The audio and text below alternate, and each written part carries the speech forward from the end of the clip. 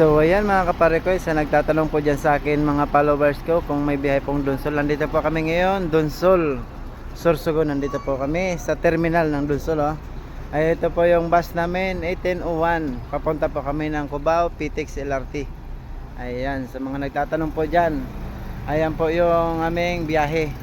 Dito po kami ngayon sa Donsol. Nandun po yung booking office, papakita ko lang sa inyo. So nandito po yung booking office ng DLTV, oh. Ayan po yung booking office ng DLTV dito sa Donsol, malapit po dito sa Barangay Hall.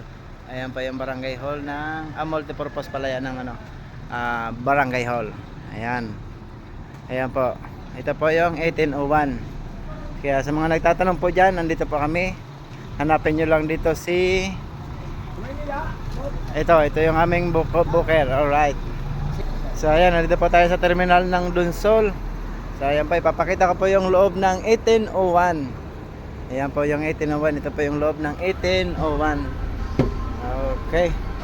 Ayan po yung kanyang dashboard. Ayan, oh. Andito po yung loob ng 1801. So parehas lang din po ng 1806, mga idol. Ito po yung ating driver na si Mr. Alpon. Ayan, shoutout po dyan sa family Alpon. Alright. Ito buhay biyahero. Biyahero, alright. Ayan ang aking driver na pinakapogi ng DLTV. Malakasan lang natin. Ayan po, tingnan nyo, lahat po yan. Ang ganda ng DLTV. Pare-parehas po yan, may mga seatbelt. Kaya lahat ng mga pasahero lagi magsi-seatbelt dito pag nandito po kayo sa unahan. Huwag nyo pong kakalimutan. Kasi baka tayo ay masita ng LTO. Ayan. Lahat po yan may mga seatbelt. Lahat ng mga upuan. Ayan. Sa mga nagtatanong po dyan, nandito na po kami sa Donsol. Nandito po yung Mark Edge. Ayan, ordinary.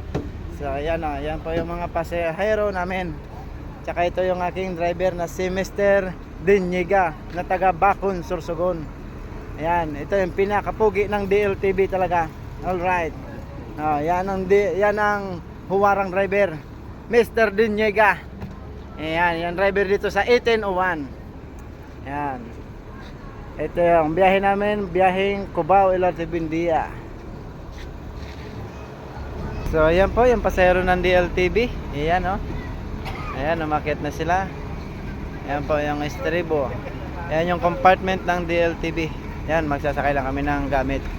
Ay, saan ang baba niyan, oy? So ayan, nandito na pa. Ipapakita ko pa yung pasahero namin kasi panti lang ngayon ang pasahero namin. Nandito pa sila. Ayan. Ito si Ma'am. Ayan si ate. Ayan. Ito lahat. Ayan. Panti lang yung pasahero dito sa Donsol, mga idol. Ayan. Kaya shoutout dito sa mga taga Donsol, Sorsogon, na aking kababayan. Alright.